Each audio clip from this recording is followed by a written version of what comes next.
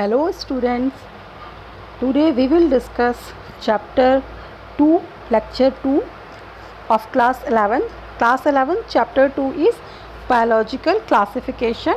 In this chapter first we discuss the basics of this chapter, that was introductory lecture. Now we will discuss classification systems. Classification systems are very important in this chapter. So now we will proceed. In these slides you can see taxonomy has three basic steps we discussed earlier: identification, classification and nomenclature.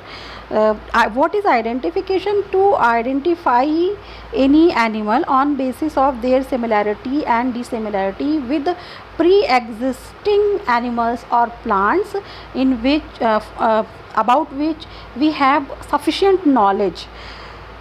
अगर हमें पहले से किसी जीव जंतु हैं जिनकी पहचान है, उन्हीं के पहचान के आधार पर जो लक्षण नए जीव में दिखाई दे रहे हैं, कैरेक्टर्स जो नए ऑर्गेनिज्म के हैं, वो उस जीव से मिलते हैं कि उससे अलग है, इसी आधार पर उनकी पहचान की जाती है और इस प्रोसेस को आइडेंटिफिकेशन कहते हैं. आइडेंटिफिकेशन के बाद ऑर्गेनिज्म को ग्रुपिंग करनी होती है, ऑर्गेनिज्म को ग्रुप्स में रखा जाता है. पहले वाले लेक्चर में टैक्सोनॉमिकल हायरार्कीज़ हम लोग पढ़ चुके हैं और टैक्सोनॉमिकल हायरार्कीज़ में हमने देखा था कि there are different categories, different groups in which we place organisms. These taxa are specially 7 taxa are main: kingdom, phylum, class, order, family, genus and species. After identification, scientists keep that organism in specific groups, in specific taxa. He decides that the animal or plant that is discovered will be placed in which kingdom, in which phylum, in which class, in which order. If that is a plant, then in which family, or in case of animals also, in which family that animal or plant will belong, then genus and species. After deciding this, there is clear that genus and species both are decided for the organisms discovered. जो नया जीव खोजा गया, जो नया जीव पाया गया है, उसका जीनस स्पीसीज पता चल गया है. और हमने पढ़ लिया कि जो बाइनोमियल नोमेनक्लेचर सिस्टम होता है, first epithet in binomial nomenclature system is name of genus and second epithet is a specific epithet, that is name of species. After classification, scientist gives a name to the organism discovered. In this way we can study any plant, any animal or any group, means a number of plants belonging to same group. Okay students, so from ancient periods there are different methods used to study classification, to classify organisms into different groups. Different scientists work at different times and made different groups. Now we are well aware that 7 taxonomical hierarchical groups are main groups in which nowadays, in this time, in modern era, we keep the organisms which anyone discovers on earth, on planet. But ancient time many workers worked very worked in different manner, in different pattern, and we will discuss now what different workers done on this field. So on going through this topic, we have basic 3 classification systems. We have 3 classification systems. One is artificial system of classification, one is natural system of classification, and phylogenetic system of classification. There are others also, but main 3 are this artificial, natural and phylogenetic system of classification. Then we will study what is the artificial system of classification. Actually, artificial system of classification is a system in which any organisms that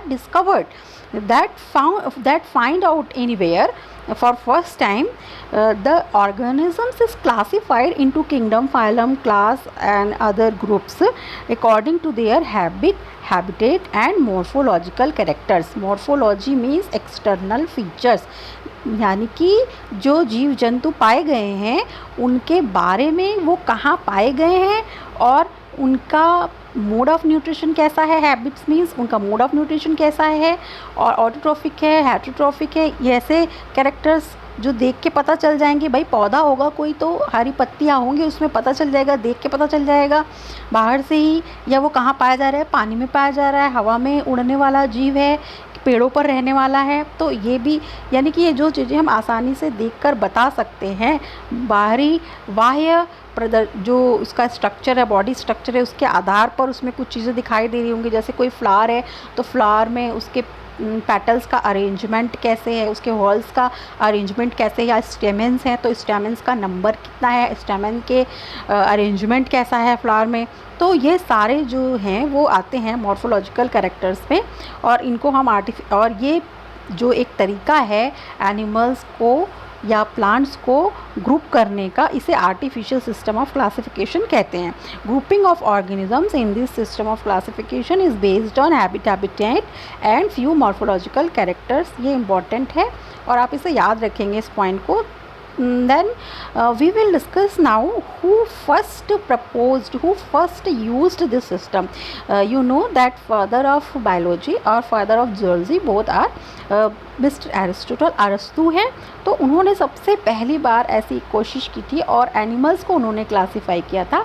और animals को उन्होंने एनाइमा और अनाइमा में divide किया था. यानी ऐसे animals जिनमें रेड ब्लड सेल्स पाई जाती है, आरबीसी पाई जाती है, यानी जिनके खून का रंग लाल होता है, और जिनमें आरबीसी नहीं पाई जाती है लेकिन कोई फ्लूइड पाया जाता है.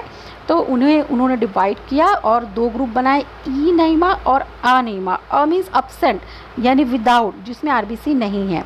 इसके अलावा उन्होंने ही अरस्तु ने ही एक और तरीके से डिवाइड किया एनिमल्स को. तो ovipara and vivipara means कि ऐसे ग्रुप ऑफ एनिमल्स जो अंडे देते थे उन्हें ओवी पैरा में रखा, जो यंग वंस को जो चाइल्ड बियरिंग करते हैं और चाइल्ड बर्थ करते हैं उनको वीवी पैरा में रखा. इसके अलावा कुछ और तरीके भी अरस्तु ने एनिमल्स को ग्रुप करने के लिए यूज़ किए. जैसे कि उनकी हैबिटेट के बेसिस पर उन्होंने किया कि वो एनिमल जो है वो वाटर में रहता है, लैंड में रहता है कि एयर में रहता है. तो इस तरीके से अरस्तु ने सबसे पहली बार एक सिस्टम को यूज़ किया एनिमल की ग्रुपिंग के लिए, क्लासिफिकेशन सिस्टम को यूज़ किया जो बेसिकली उनके हैबिटेट और मॉर्फोलॉजिकल फीचर्स पर बेस्ड था. ऐसे फीचर्स जो बाहर से आसानी से देखकर पहचाने जा सकते हैं. तो अरस्तु का ये फर्स्ट स्टेप एक आप कह सकते हैं कि नींव जिसे कहते हैं, उन्होंने जो है इस फील्ड की जो है फर्स्ट स्टोन ही लेड फर्स्ट स्टोन.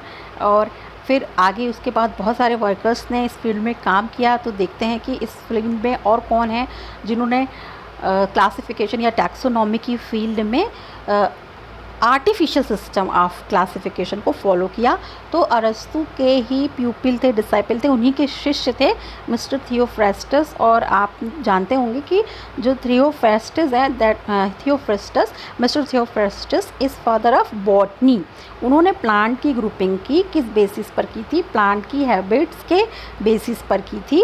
उन्होंने बस एक ही लिया कि कोई पौधा जो है वो पेड़ है, झाड़ी है या हर्ब है, मतलब ट्रीज़, हर्ब्स एंड श्रब्स की बेसिस पर उन्होंने पौधे को, जिससे कि हम भी आप भी आसानी से बता सकते हैं. तो उस आधार पर उन्होंने पौधों में क्लासिफिकेशन किया था. और वो क्लासिफिकेशन सिस्टम जो यूज़ किया उन्होंने वो था आर्टिफिशियल सिस्टम ऑफ क्लासिफिकेशन. फिर इसके बाद प्लानी एंड एल्डर आए. उन्होंने एनिमल्स के डिवीज़न को, एनिमल्स को डिवाइड किया, एनिमल्स को क्लासीफाई किया. Flight and non flight animals में मीन्स जो उड़ सकते हैं, जो नहीं उड़ सकते हैं. तो ये बहुत ही सुपरफिशियल टाइप का डिवीज़न हुआ प्लानी और एल्डर प्रकार, लेकिन हाँ इन्होंने भी काम किया था। तो आर्टिफिशियल सिस्टम ऑफ क्लासिफिकेशन में हम लोगों ने अभी तक देखा अरिस्टोटल को, थियोफ्रास्टस को एंड प्लानी एंड एल्डर को। फिर इसके बाद लीनियस आए। लीनियस ने, और आप जानते हैं कि लीनियस का टैक्सोनॉमी की फील्ड में बहुत बड़ा नाम है। He is a renowned and well known figure, very well known figure of taxonomy field. Mr. Linnaeus divided angiosperms on the basis of numerical strength of essential organs, यानी कि जो इसेंशियल ऑर्गन्स होते हैं उनके नंबर, संख्या के आधार पर जो कुछ स्ट्रक्चर्स हैं जो पौधे में पाए जाने चाहिए, जैसे क्रिप्टोगैमिया, तो उन्होंने क्रिप्टोगैम्स यानी कि सीड बियरिंग, नॉन बियरिंग के आधार पर, तो उसके आधार पर, या फिर अगर जैसे यहाँ पर आप देखिए स्पेशली ये वाले एग्जांपल से आप समझ पाएंगे कि न्यूमेरिकल स्ट्रेंथ कैसे उन्होंने एंजियोस्पर्म प्लांट्स को डिवाइड करने में यूज़ किया। तो मोनोएंड्रिया, डाईएंड्रिया एंड पॉलीएंड्रिया, यानी जिनके एंड्रूसियम में एक ही ग्रुप होता था, सारे जितने भी एंथर्स होते थे एक ही ग्रुप बनाते हैं, तो मोनोएंड्रस कंडीशन हुई, मोनोएंड्रिया कहा। फिर जो दो ग्रुप बना लेते थे सारे एक ग्रुप, और जो दूसरे ग्रुप बनाते थे एंथर्स, एक पौधे की बात कर रहा है, एक पौधे के एक फ्लावर में जो उसके मेल रिप्रोडक्टिव पार्ट्स यानी एंथर होते हैं, वो एंथर जितने भी एंथर पाए जाएं वो सारे एक ही ग्रुप बनाएं तो मोनोएंड्रिया कंडीशन होगी। सारे एंथर्स दो ग्रुप में बट जाएं तो डाईएंड्रिया कंडीशन होगी, या वो कई और सारे ग्रुप बना सकते हैं, दो से ज़्यादा, तो वो पॉलीएंड्रिया कंडीशन हुई। यानी कि एंथर ने कितने ग्रुप बनाए, एंड्रूसियम में एंथर्स ने कितने ग्रुप बनाए, इसकी बेसिस पर उन्होंने एंजियोस्पर्म प्लांट्स को डिवाइड किया, और ये एक इन्होंने यूज़ किया था मेथड। इसी तरह से तो और बहुत इसे और आगे फॉलो तो नहीं किया गया है, हाँ, लेकिन ये है कि आर्टिफिशियल सिस्टम ऑफ क्लासिफिकेशन में उन्होंने एक इम्पॉर्टेंट वर्क किया। तो 4 मेन साइंटिस्ट जिनको हम बहुत बार जब पढ़ते हैं, कभी भी आप बायो स्टार्ट कीजिए या जूलॉजी स्टार्ट कीजिए, तो इनिशियली आपको जो सबसे पॉपुलर नेम्स मिलेंगे वो यही होंगे। आपको एरिस्टोटल, थियोफ्रास्टस, लिनियस मिलेंगे, और इसके अलावा इसमें एक और नाम है एल्डर एंड प्लानी का। तो इन लोगों ने मेजर कंट्रीब्यूशन अपना किया था आर्टिफिशियल सिस्टम ऑफ क्लासिफिकेशन में। Actually that was very initial phase, and these peoples are important for doing something, for laying a pave stone for further workers. आगे आने वाले जनरेशन्स के लिए और वर्कर्स के लिए, साइंटिस्ट के लिए उन्होंने एक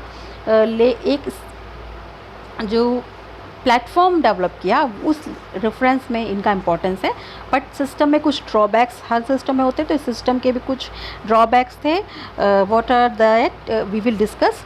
the grouping is based on external features which may appear due to parallel evolution. कभी कभी जो ग्रुपिंग की गई थी वो केवल एक्सटर्नल फीचर्स की बेसिस पर की गई, तो कभी पैरेलल इवोल्यूशन की वजह से हो सकते हैं ये, रेट्रोग्रेसिव इवोल्यूशन या प्रोग्रेसिव इवोल्यूशन की वजह से हो सकते हैं। यानी कि अगर सभी को हमने उड़ने वालों को एक साथ रख दिया है, मान लीजिए, इसे इस उदाहरण से आप समझ सकते हैं, तो आप देखेंगे कि जितने उड़ने वाले हैं तो उसमें बैट आता है, लेकिन बैट मैमेलियन का है।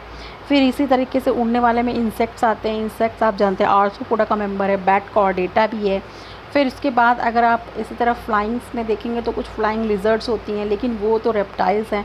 तो यानी कि ये एक राइट ग्रुपिंग नहीं होगी। Next, grouping on the basis of habit would put Pinus and eucalyptus in one group. तो इसी तरीके से पाइनस प्लांट जो है वो एक्चुअली जिम्नोस्पर्म है और यूकेलिप्टस जो है एंजियोस्पर्म है। बट अगर इस बेसिस पर हम इसे एक्सटर्नल फीचर्स की बेसिस पर कि दोनों ही बहुत ज़्यादा वाटर एब्जॉर्बिंग है, तो ऐसा ही एक सिंपल या कैसे हैबिट में पाए जाते हैं, तो उस आधार पर आप देखेंगे तो ये एक रॉन्ग है। इसी तरह से use of habitat as criterion for classification will assemble whale and fish और butterfly and bird in one group. यानी कि अगर हम हैबिटेट के बेसिस पर रख देंगे तो पानी में रहने वाली मछली भी है और व्हेल मछली भी है, लेकिन वो क्या है, वो व्हेल मछली तो आपकी मैमेलियन है। इसी तरह बटरफ्लाई, बर्ड का एग्जांपल मैंने दिया ही। तो ये कुछ कॉन्सिक्वेंसेस थे जो फेस करने पड़ रहे थे। और ऑर्गेनिजम्स ऑफ डिफरेंट एफिनिटीज़ में कम इन द सेम ग्रुप, अलग अलग ऑर्गेनिजम्स भी कभी एक ग्रुप में आ जा रहे थे, जो बाद में स्टडी की गई कि जैसे कि विटिस विनिफेरा यानी अंगूर है, ग्रेप प्लांट है जो कि डाइकॉट है, वो और एस्पैरागस जो कि एक मोनोकॉट है, ये दोनों एक ही साथ ग्रुप कर दिए थे लिनियस ने। Closely related organisms get separated, और कभी कभी जो बहुत ही क्लोजली रिलेटेड थे जिन्हें एक ही ग्रुप में होना चाहिए था वो अलग अलग ग्रुप में चले जा रहे थे, जैसे हमने देखा ही बैट, व्हेल एंड पैंथर। ये तीन के तीनों ही क्या हैं, ये तीन के तीनों ही हैं मैमल, लेकिन बैट जो है वो फ्लाइंग एडेप्टेशन का है, फ्लाइंग हैबिटेट उसका एरियल हैबिटेट है। इसी तरह वेल जो है वो एक्वेटिक है और पैंथर जो है टेरेस्ट्रियल है। तो अगर हमने एडेप्टिव मेथड के एडेप्टेशन हैबिटेट एडेप्टेशन के बेसिस पर डिवाइड किया तो ऐसे कुछ कॉन्सिक्वेंसेस आने वाले थे, और इस वजह से ही इस सिस्टम को, यही सिस्टम की ड्रॉबैक्स हैं और पूछी भी जाती हैं। The traits used for artificial system are liable to change, यानी कि जो कैरेक्टर्स को हम, जिनकी बेसिस पर हम डिसाइड कर रहे थे कि हम किस ग्रुप में रखेंगे, कई बार ऐसा भी हुआ कि वो कैरेक्टर्स जो हैं वो उनके मैच्योर होने पर या इन फ्यूचर वो ऐसे बहुत सारे कैरेक्टर्स इंक्लूड किए गए थे जो चेंज हो सकते थे। Natural relationships are not brought out, यानी कि कौन सा ऑर्गेनिज्म किस रेफरेंस में डेवलप हुआ है, यानी कि जैसे कि हमें पता है कि सबसे पहले फ़िश आए, फ़िश के बाद एम्फीबिया आए, एम्फीबिया के बाद रेप्टाइल आया, रेप्टाइल के बाद फिर बर्ड्स आए, बर्ड्स के बाद मैमल आए। यानी कि अगर हमने एक साथ व्हेल को, फ़िश को रख दिया तो यानी कि फ़िश कहाँ है और जो व्हेल है ये कहाँ है, अलग ग्रुप में है लेकिन ये एक ही ग्रुप में आ जा रहे हैं। तो जो नेचुरल रिलेशनशिप है, यानी कि इनका जो इवोल्यूशनरी सीक्वेंस है वो भी ध्यान में रखा नहीं जा पा रहा था आर्टिफिशियल सिस्टम ऑफ क्लासिफिकेशन में। To remove all the drawbacks in artificial system of classification, another system of classification came into existence, that is a natural system of classification. Then what is natural system of classification? Natural system of classification is a system in which organisms are arranged according to their natural affinities through the use of all important permanent characteristics, especially structural, physiological, reproductive and biochemical characters। यानी कि यहाँ अब जो थोड़ा सा improvement भी science के field में टेक्निकली हो चुकी थी, फिर उसके बाद इन लोगों ने जो एक सिस्टम डेवलप किया गया तो उस सिस्टम में परमानेंट कैरेक्टर्स को कंसीडर किया गया और स्ट्रक्चरल, जो केवल एक्सटर्नल स्ट्रक्चर को ही कंसीडर नहीं किया गया, इंटरनल स्ट्रक्चर्स यानी एनाटॉमी को भी ध्यान में रखा गया, साइटोलॉजी को यानी कि सेलुलर लेवल तक स्टडी की गई, और जो क्रोमोसोम के नंबर हैं या क्रोमोसोम का पैटर्न है तो वो भी स्टडी किया गया, उसे भी कंसीडर किया गया। ये जो रिप्रोडक्टिव बिहेवियर है, पैटर्न है और बायोकेमिकल रिएक्शंस हैं, डिफरेंट फिजियोलॉजिकल प्रोसेस हैं जो उस एनिमल में या प्लांट में चलती हैं, वो सारी चीज़ें सब ध्यान में रखकर एक क्लासिफिकेशन सिस्टम डेवलप किया गया, तो उसे नेचुरल सिस्टम ऑफ क्लासिफिकेशन कहते हैं। और this is the most successful system of classification you can say. Nowadays most of the scientists and workers used this system of classification.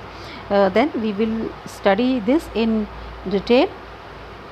System is useful in bringing out homology because organisms are grouped according to their natural affinities. अब भाई जब evolutionary basis को भी हमने जब grouping की है उसी समय ध्यान में रख लिया है, तो फिर इससे क्या फ़ायदा हो रहा है कि जो ऑर्गेनिजम्स हैं वो होमोलॉजी उनके बीच में अगर कोई है तो वो भी हमें पता चलती है।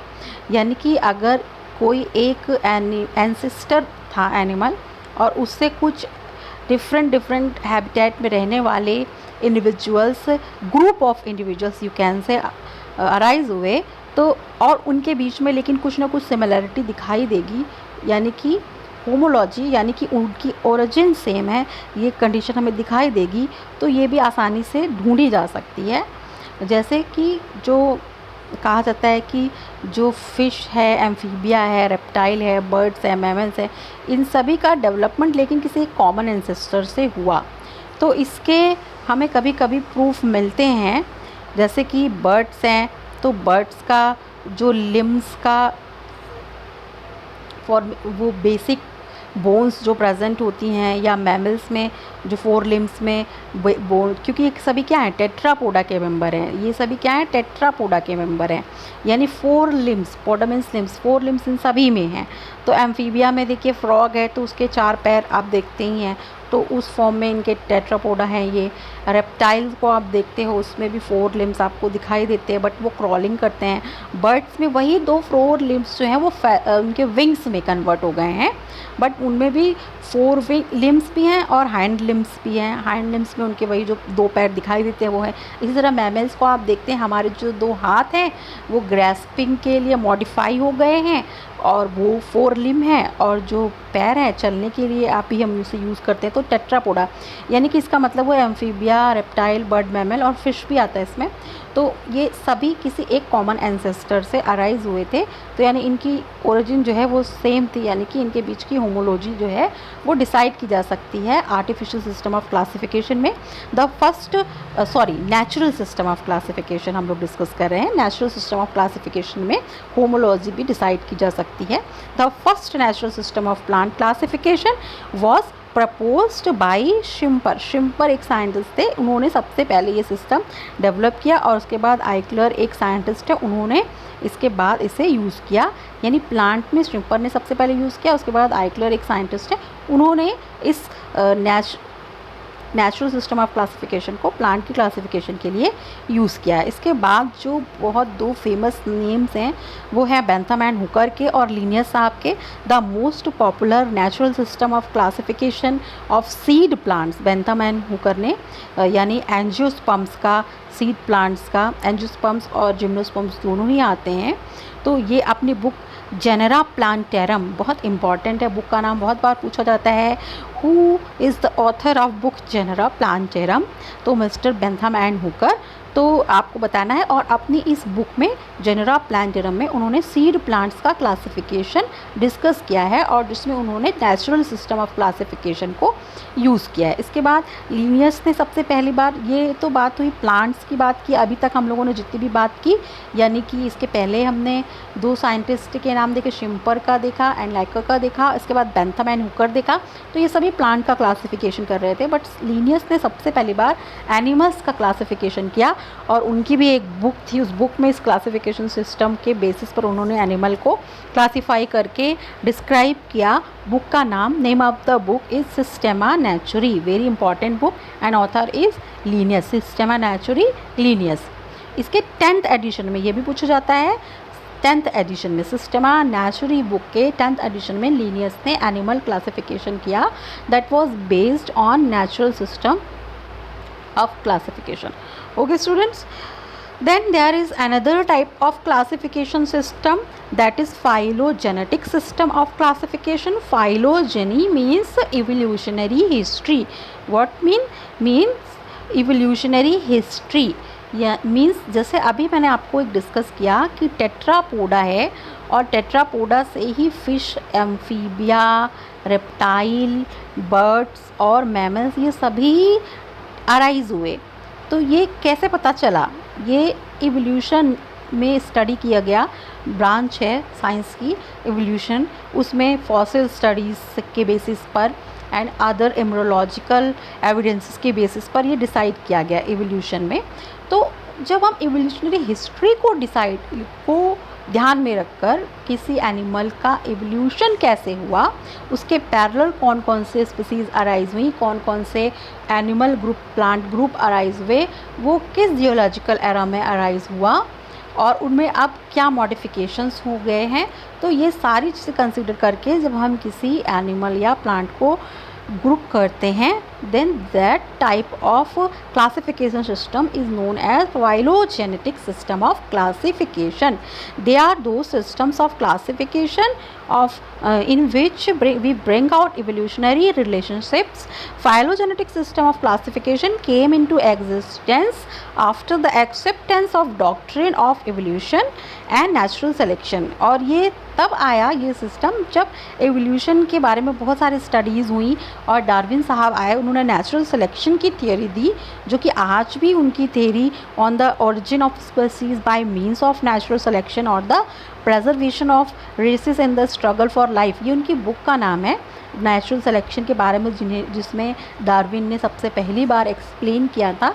तो इस बुक में जब उन्होंने नेचुरल सिलेक्शन का कंसेप्ट दिया, जो कि most popular concept of evolution है और आज भी आप इसे बहुत सारे फील्ड्स में अप्लाई कर सकते हैं, बट यहाँ हम अपने सिलेबस की बात कर रहे हैं। तो जब ये कंसेप्ट आया इवोल्यूशन का, इसके बाद ये phylogenetic system of classification arise हुआ। Mr. Takhtajan has likened taxonomy without phylogeny to be bones without flesh। इन्होंने तख्ताजान ने फाइलोजेनेटिक सिस्टम ऑफ क्लासिफिकेशन को बहुत ज़्यादा एम्फसाइज़ किया, उन्होंने बहुत ज़्यादा अप्रिशिएट किया। उन्होंने ये कहा कि ये जो सिस्टम है क्लासिफिकेशन का, ये मोस्ट रिलायबल है और इसकी यही सबसे ऑथेंटिक सिस्टम भी है, ऐसा तख्ताजान साहब ने कहा। और इसी को कोट करने के लिए उन्होंने कहा, taxonomy without phylogeny to be bones without flesh. Okay students, तो ये स्टेटमेंट कभी पूछा जाता है तो आपको पता होना चाहिए तख्ताजान ने कहा और किस रेफरेंस में कहा था। वो फाइलोजेनेटिक सिस्टम ऑफ क्लासिफिकेशन के फेवर में कहा था। तो अब कुछ टर्म्स थे जो मैंने आपको शेयर किए थे कि इनके बारे में भी हम लोग पढ़ेंगे। Cladistics. What is cladistics? First we discussed three system of classification. We discussed artificial system of classification proposed by Aristotle. We discussed natural system of classification. Many workers we studied, Bentham and Hooker, Linnaeus. Then we studied phylogenetic system of classification and phylogenetic system of classification. We seen that evolutionary history plays very important role in phylogenetic system of classification. Then what is cladistics? All modern day species and other taxa are product of evolution। तो इसी reference में phylogenetic system of classification को, यानी जब हम phylogeny को study करते हैं या एवोल्यूशन की स्टडी करते हैं, तो कुछ टर्म्स या सिर्फ एवोल्यूशन की ही बात नहीं है। जब हम आगे पढ़ेंगे, जैसे प्लांट्स का पढ़ेंगे, प्लांट्स का क्लासिफिकेशन पढ़ेंगे या एनिमल का क्लासिफिकेशन पढ़ेंगे, तो आपने देखा होगा ना, ऐसे बना होता है कि यहाँ पर कॉर्डेटा लिख दिया, फिर कॉर्डेटा के बारे में हम और बता रहे हैं इसके बारे में कि इनमें जो है वो नैथोस्टोमेटा आते हैं और अनैथा आता है, नैथोस्टोमेटा भी आता है। फिर जो नैथोस्टोमेटा आएगा उसमें हमने डिवाइड किया, टेट्रापोडा आएगा, फिर सुपर क्लास इसमें और डिवाइड किया तो इसमें पीसीज आएगा, या तो ये हम लोग आगे पढ़ेंगे एनिमल का क्लासिफिकेशन। तो ये पूरा जो क्लासिफिकेशन है ये कैसे किया गया है, एक्चुअली इसमें एवोल्यूशन कैसा हुआ किसी एनिमल स्पीसीज़ का, प्लांट स्पीसीज़ का, ये भी ध्यान में रखा गया है। तो इस बेसिस पर जब एक फैमिली ट्री बना करके या ब्रांचेस दिखाया जाता है, तो उस तरीके का जो स्ट्रक्चर मिलता है हमें उसे क्लैडिस्टिक्स कहते हैं। Actually all modern day species and other taxa are product of evolution. Definitely हर प्रोडक्ट, जैसे कि सबसे पहले जब लाइफ अराइज हुई in form of a cell, in form of a heterotrophic cell, heterotrophic mode of nutrition, heterotrophic bacteria. After that there are a number of modifications, millions of modifications are presented or happen, millions of modifications happen inside that cell, inside that anatomy and morphology and physiology of the cell changed, and that heterotrophic bacteria give rise to autotrophic bacteria, then autotrophic plants, then heterotrophic animals, and so on. Number of plant species and animal species arises. So cladistics, what is cladistics? All modern day species and other taxa are product of evolution being lineages। यानी कि हम इनका ये अगर ढूंढने चलेंगे तो हम ढूंढ सकते हैं कि इनकी लीनिएज क्या है। जैसे कि आपकी फैमिली में कोई आए और आपके गांव में आए जहाँ आपके पुरखे, मान लीजिए आप बहुत समय से आप अपने घर में, आपका 1960s से आप लोग वहाँ रहते हो, तो आपकी 5-6 जनरेशन्स आ जाएंगी, तो आपके बारे में, आपकी फैमिली की हिस्ट्री के बारे में कोई बहुत आराम से पता कर लेगा। इसी तरीके से एनिमल स्पीसीज़ या प्लांट स्पीसीज़ की भी जो लीनिएज है उनका ढूंढा जा सकता है। लीनिएज का मतलब आप समझ गए होंगे, एवोल्यूशन में ढूंढा जा सकता है एवोल्यूशन के माध्यम से। और branches of the past taxa, therefore phylogenetic systems are also called cladistics. तो एक्चुअली जो फाइलोजेनेटिक सिस्टम ऑफ क्लासिफिकेशन ही है, क्योंकि वो एवोल्यूशनरी हिस्ट्री पर ही बेस्ड है, तो इसीलिए उस क्लासिफिकेशन सिस्टम के लिए ही एक टर्म कभी कभी मीन्स कि उसी सिस्टम को ही क्लासिस्टिक्स के ही रेफरेंस में भी यूज़ करते हैं। यानी कि उस सिस्टम, वो एक क्लासिफिकेशन सिस्टम के रूप में आज ज़्यादा नहीं जाना जाता है तो वो एक क्लासिफिकेशन सिस्टम, बट मैंने आपसे डिस्कस किया आर्टिफिशियल सिस्टम ऑफ क्लासिफिकेशन को क्लासिफिकेशन सिस्टम के रूप में ज़्यादा यूज़ किया जाता है इन प्रैक्टिस। बट जो फाइलोजेनेटिक सिस्टम ऑफ क्लासिफिकेशन है, जिसे बहुत एम्फसाइज भी किया गया और अप्रिशिएट किया गया डिफरेंट वर्कर्स के द्वारा, तो उसे हम यूज़ करते हैं एज अ टेक्निक, उसे भी एक सपोर्ट टेक्निक के रूप में आर्टिफिशियल सिस्टम ऑफ क्लासिफिकेशन में या एनिमल की ग्रुपिंग में यूज़ करते हैं, और तब उसे हम क्लैडिस्टिक्स कह देते हैं। मीन्स कि किसी एनिमल को या प्लांट स्पीसीज़ को हमने जब भी ग्रुप करना है तो उसकी लीनियर्स देख लेनी है, उसकी इवोल्यूशनरी हिस्ट्री भी देख लेनी है, और तब इस रेफरेंस में हम उसे क्लैडिस्टिक्स कहते हैं। Okay students, I hope you got my point. Then we will discuss cladogram. Actually family tree is cladogram. Whenever any animal species or plant species is grouped in kingdom, phylum, class, order in different taxa, different taxonomical categories, and placed on in these categories on basis of their similarities and differences in their characters, then then scientists develop a family tree and graphically present that lineage, that origin of that species, origin of that plant species or animal species. When any scientist group any plant species, animal species, then he done first evolutionary, then he first searched its evolutionary history, then he form it graphically, and this graphical presentation of evolutionary relationships is family tree or cladogram. Okay students, diversity of organisms को समझने के लिए cladogram बहुत helpful होते हैं। आपने इस तरीके का स्ट्रक्चर बायो में देखा है कि अगर यहाँ से एक ब्रांच स्टार्ट हुई और उसके बाद ये ऐसे आगे गई, फिर इधर से ब्रांच स्टार्ट हुई, फिर कुछ ऐसे राज हुई, फिर ऐसे गई ऐसे, तो इस टाइप के स्ट्रक्चर्स आपको बहुत बार दिखाई देते हैं। आगे के डिस्कशन में जब हम लोग plant kingdom, animal kingdom discuss करेंगे, या इसी चैप्टर में हमें अभी फंजाई पढ़ना है, मोनेरा प्रोटिस्टा पढ़ना है, तो हम लोग कहीं ना कहीं specially plant kingdom, animal kingdom में हमें क्लैडोग्राम कई बार हम यूज़ करते हैं। तो फैमिली ट्री के बारे में, क्लैडोग्राम के बारे में वहाँ पे भी एक बार डिस्कशन करेंगे। यहाँ आप ये समझिए, graphical representation of evolutionary relationship is family tree और क्लैडोग्राम। बहुत पूछा जाता है, कभी एक नंबर में ये एग्जामिनर्स ही पूछ लेते हैं कि क्लैडोग्राम क्या है।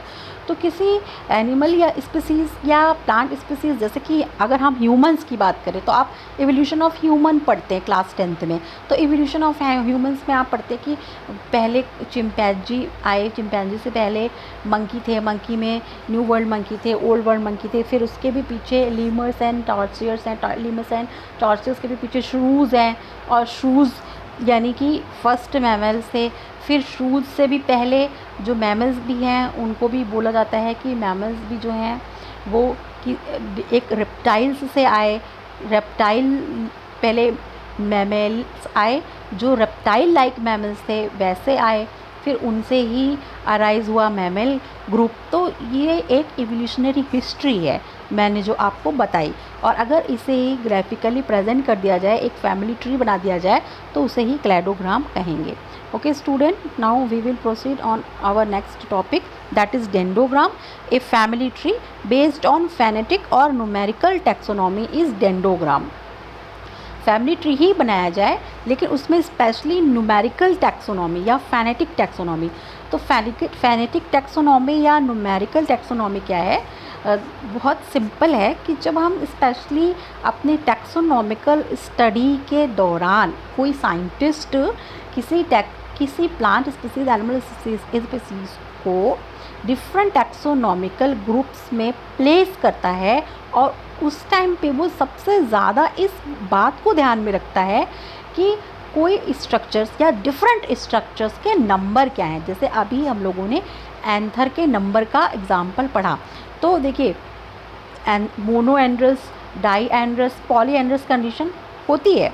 तो ये कंडीशन जब इसे कंसीडर करके अगर कोई फैमिली ट्री बनाया जाए, यानी कि न्यूमेरिकल टैक्सोनॉमी का बेस बनाया जाए और तब फैमिली ट्री बनाया जाए, यानी इवोल्यूशनरी हिस्ट्री के साथ साथ उस इवोल्यूशनरी हिस्ट्री में नंबर्स को भी काउंट कर लिया जाए किसी स्ट्रक्चर के, तो उसे हम कहेंगे फैनेटिक और न्यूमेरिकल टैक्सोनॉमी। जैसे कि टेट्रापोडा में देखिए तो 4 लिम्स को हम देख रहे थे, तो वो 4 लिम्स को हमने पहले एक बेस बनाया। लेकिन बर्ड्स में अगर आप सीधे सीधे देखेंगे तो कहेंगे इसके 2 ही पैर है। कैसा है? ह्यूमंस को कहेंगे 2 ही पैर है, लेकिन नहीं, जब आप इसके एवोल्यूशनरी हिस्ट्री को सर्च करेंगे तो आप देखेंगे कि बर्ड्स में जो glorified birds are glorified reptiles, तो जो ऑर्कियोप्टेरिक्स था उसमें 4 लिम्स पूरे थे और जो फर्स्ट 4 लिम्स थे वो जब बर्ड्स बने एक्चुअल, तो वो ही 4 लिम्स जो है मॉडिफाई होकर विंग्स बना लिए। तो इस टाइप से जब स्टडी करते हैं, फैमिली ट्री बनाते हैं और उसमें न्यूमेरिकल टैक्सोनॉमी को भी कंसिडर करते हैं, तो इसे हम डेंड्रोग्राम कहते हैं। Okay students, phylogenetic system of classification was first proposed by Engler and Prandtl. They arranged families and orders of flowering plants in ascending series from simple to complex. तो देखिए हमेशा ही जब भी स्टडी करते हैं तो सिंपल टू कॉम्प्लेक्स की तरफ ही जाते हैं, सिंपल ऑर्गेनाइजेशन से कॉम्प्लेक्स ऑर्गेनाइजेशन की तरफ ही जाते हैं। तो एंगलर एंड प्रांटल ने फाइलोजेनेटिक सिस्टम ऑफ क्लासिफिकेशन को यूज़ किया और इस बेसिस पर डिफरेंट फ्लावरिंग प्लांट्स को क्लासीफाई किया था। ओके, और उन्होंने मोनोकॉट्स को जो है वो डाइकॉट्स से प्रिमिटिव माना था। Other phylogenetic systems were developed by Hodgkinson, Takhtajan and Conquest. Attempts have also been made to develop phylogenetic systems of classification for animals, यानी अभी जितने भी नाम पढ़े वो सारे प्लांट की क्लासिफिकेशन किया उन्होंने, बट एनिमल्स का क्लासिफिकेशन भी डॉब्ज़ांस्की एंड मैयर नाम के साइंटिस्ट थे जिन्होंने फाइलोजेनेटिक सिस्टम ऑफ क्लासिफिकेशन को कंसीडर करते हुए एक एनिमल का क्लासिफिकेशन भी किया था। तो students, that's all. I tried to explain terms so that you can adopt the terminology as well as you can know about these systems in detail. But I focused main points that are main points in your book. My special focus is class 11th NCERT book.